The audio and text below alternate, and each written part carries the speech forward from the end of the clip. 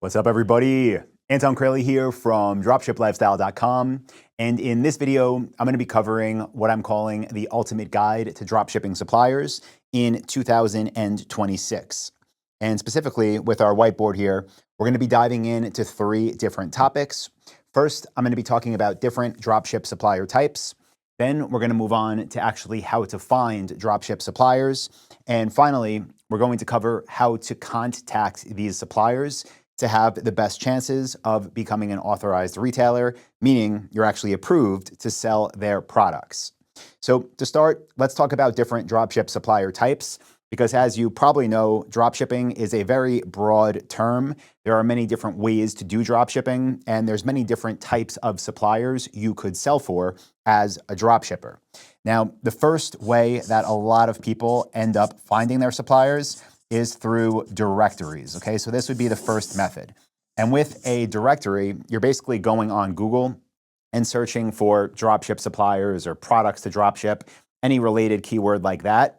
And what you're gonna find are these websites that basically say get access to thousands or hundreds of thousands or millions of products to sell. Here are some sample profit margins.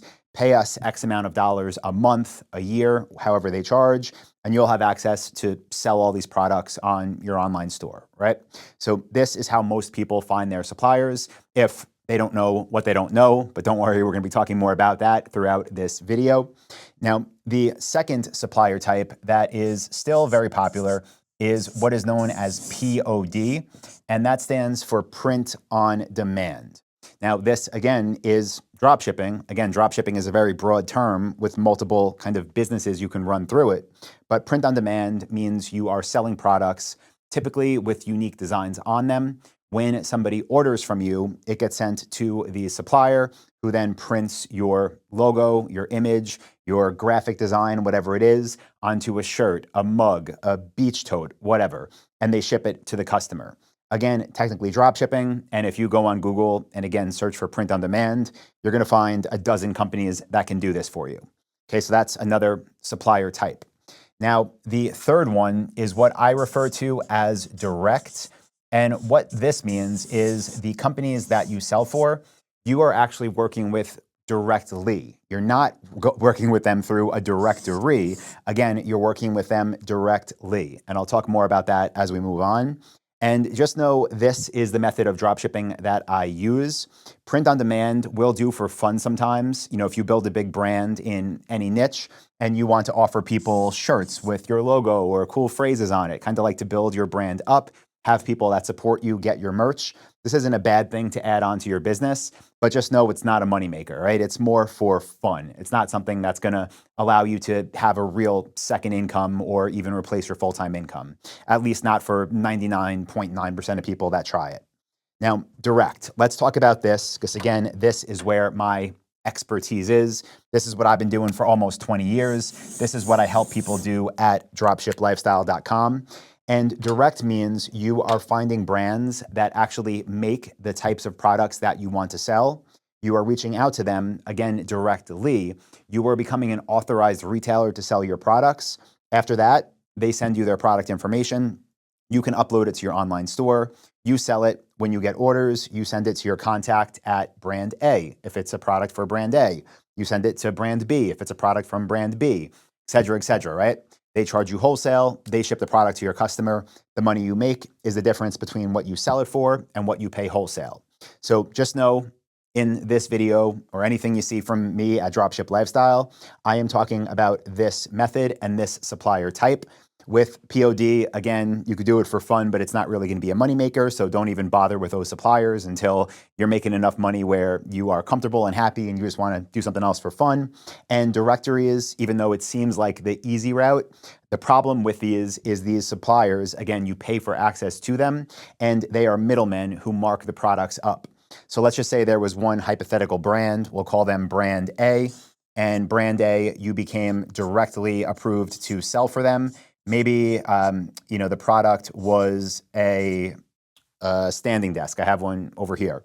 So if the product was a standing desk and you got approved to sell directly with the brand for that standing desk, your wholesale price might be $500. But if the directory you got approved with, but directory, also had that product as one you could dropship, it's very possible that your wholesale price would be $700, taking out $200 potential dollars of your profit, right?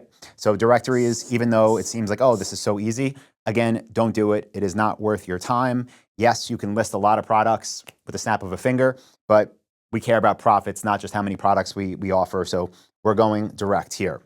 Now, hopefully that all makes sense, and we can move on to the next thing that I want to cover in this ultimate guide to dropship suppliers, and that is how to find them, okay? How to find suppliers. Again, the good ones, not the print on demand, not the directories. Those you just go on Google. So here, I'm going to take you through a 5-step process that I think should be helpful for anybody who is looking to dropship in 2026. And the first thing is extremely simple. No paid tools here, okay? You're simply going to go on Google and you are going to search for your niche, whatever it may be. So again, keep going with the standing desk example. If I wanted to find suppliers in the standing desk niche, I would simply go on Google and I would search for standing desks or stand-up desk. Now, the second process here, or the second, step of this process is to go into Google Shopping. You'll see a tab for it right up top on Google after you search for something. And when you go in there, what you want to do is open all stores in new tabs, okay? So hopefully you got lots of RAM on your computer and it can handle probably dozens of different online stores being opened up, but this is what you want to do. Every site you find for your niche on Google Shopping, open it up in a new tab on your computer, because then we can move on to step 3, which I want to say is the most important, but these are all extremely important. And this one is to check for which ones are online only and carry multiple, I'll just do multiple like that, brands. Because what we're doing here when we're trying to find suppliers, I can also phrase this as we're trying to find our future competitors, okay? And our future competitors are the online-only stores, right? They don't have retail locations. They don't have warehouses. They can have an office, that's fine, but they don't have showrooms, anything like that. And they carry multiple brands.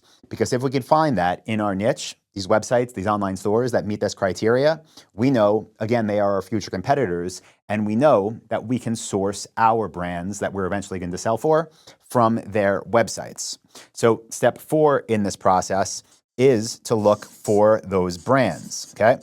And what I mean by that is after you've identified that you're on online-only stores, again, you're looking at their contact page, you're looking at their About Us, you're making sure they don't have that physical presence, then you can look for a link on their stores that typically just says brands. Sometimes this is in their header menu as a dropdown. Sometimes this is in the sidebar when you go to different categories or collections, but you want to find their full brand list. Who are they selling for? And from there, what you want to do is simply go back to Google and you want to locate the brand websites. Now, this is very important, and I want to cover the difference here, right? Because when I talked up here about finding your future competitors, these are not the brands you're going to sell for. These are the online-only stores selling for brands that we know are dropship friendly because they're being sold on online-only stores. But once we find these brands in step 4, again, we are Googling those brands and we're finding their websites. So let's just say we found future competitor number 1. We found their brand list. They had 30 different brands that make stand-up desks that they sell. We're going to go to a bunch of new Google tabs and we're going to Google all of those brand names and find those direct brand websites, because those are the companies that we will sell for. Going back to our previous step here, those are the companies that we are going to become authorized directly to sell for, okay?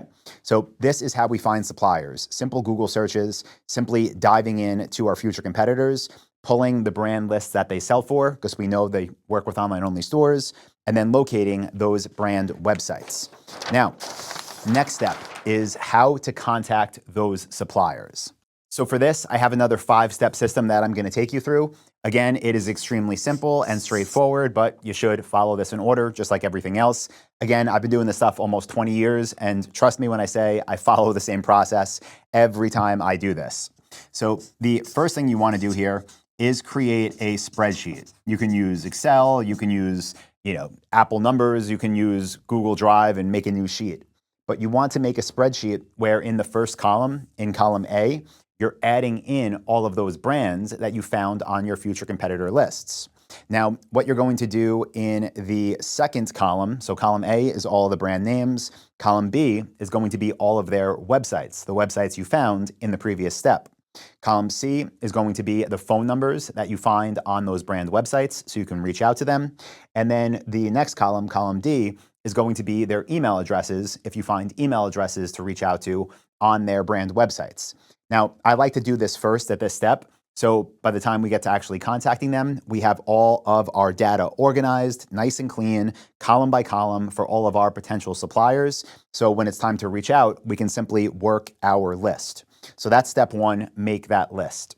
Now, step two here, if you haven't done it already at this point, is to build what I call a demo store. Now, I use Shopify. I have for I think since like 2012. By the way, if you want to use Shopify, we have a deal where you can get 3 days free, and then you can get 90 days for just $1 a month. And if you are making a new account, this offer is available to you.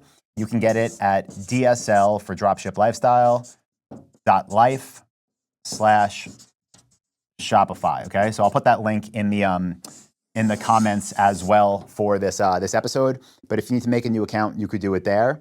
And when I say build a demo store, just know this is also eventually going to be your quote unquote real store, your live store.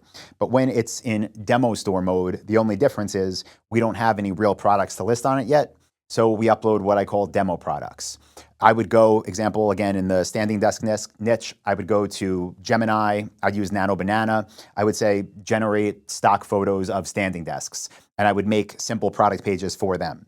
Now, we're not doing this to trick anybody, but we're doing this so that when we reach out to suppliers, we can have them go to our store, see what products actually look like on it, and that'll give us a much higher chance of getting approved. So at this point, again, you got your spreadsheet with all of your brands that you want to reach out to. You have your demo store built, which looks great. It functions great. And by the way, if you want an updated, I have older videos like how to build a Shopify store, but if you want a new one for 2026, just type web design, leave a comment. And then if enough people say that, I'll make an updated one. Just type web design in the comments if you want to see that, like a 2026 tutorial on Shopify. But once that demo store is built, we're going to go to step 3 here. And this is probably, again, I keep saying like, oh, this is most important, that's most important. They're all important, but this one, please don't skimp on. This is to call them. Shouldn't talk as I'm writing, got thrown off there. But you want to call all of your suppliers, okay? Pick up the phone. Remember, we already have all their contact info on our spreadsheet. And the reason I like to call suppliers instead of just sending them emails is because it's the quickest way to get through to the right person, to the decision maker, to the person responsible for opening new accounts. And a simple phone call saying, hi, this is Anton from standingdesksdirect.com. We are planning on going live on March 1st. We found your brand. We really love that you offer L-shaped standing desks. We really love that they can support up to 400 pounds, and we would love for you to be part of our launch. Who can I speak to about opening a new account? They'll tell you who to talk to, and boom, you can get approved right away. Whereas if you send an email back and forth, maybe they don't even see it, calling is the way to go for approvals. Now, the next thing that I kind of just alluded to is what I call the launch strategy, okay? So I'll just put launch strat. Now, this is just kind of like an internal thing, because remember at this point we have our demo store, but our demo store has, demo fake products on it, nothing we can actually sell. So we're not trying to trick suppliers here by saying like, oh, we've been in business for 5 years and go look at all the products we have. No, when we call them and we're talking to them, we again say, this is Anton from mystore.com. We're planning on launching on X date. You can go to our website now to get a feel for how it looks. Again, we would love to have you as part of our launch for reasons X, Y, and Z. And that is the launch strategy, okay? It's a lot better than just calling and saying, hey, we're thinking about selling standing desks. Can I sell your stuff? They're gonna say no. Okay, you need to say the right things. By the way, if you are a member of Dropship Lifestyle, we recently launched our brand new program for 2026. It's called Dropship Lifestyle X.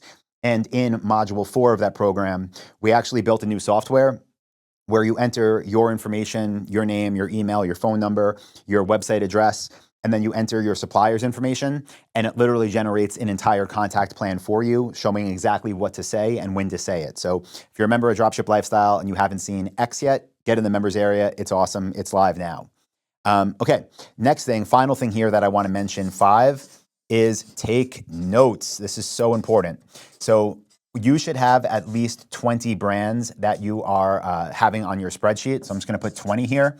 And remember, by the time we start calling them here, our demo store is built, our research has been done. So we are literally like diving into outreach, and we are being persistent. We're dedicating like a day or two just to contacting suppliers.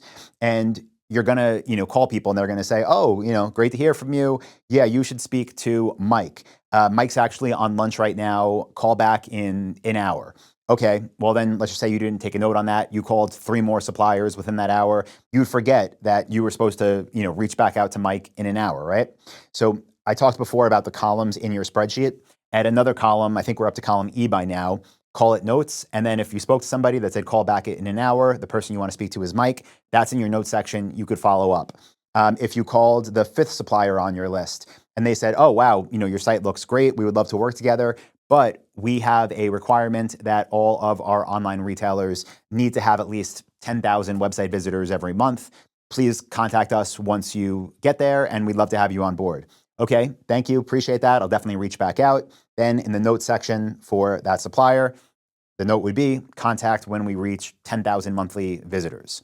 So very important to keep great notes, because in the beginning, just know, even if you find 20 suppliers, they are not all going to approve you on day one. I've been doing this again almost 20 years. They don't all approve me on day one. So keeping notes of what they say and when to follow up is extremely important.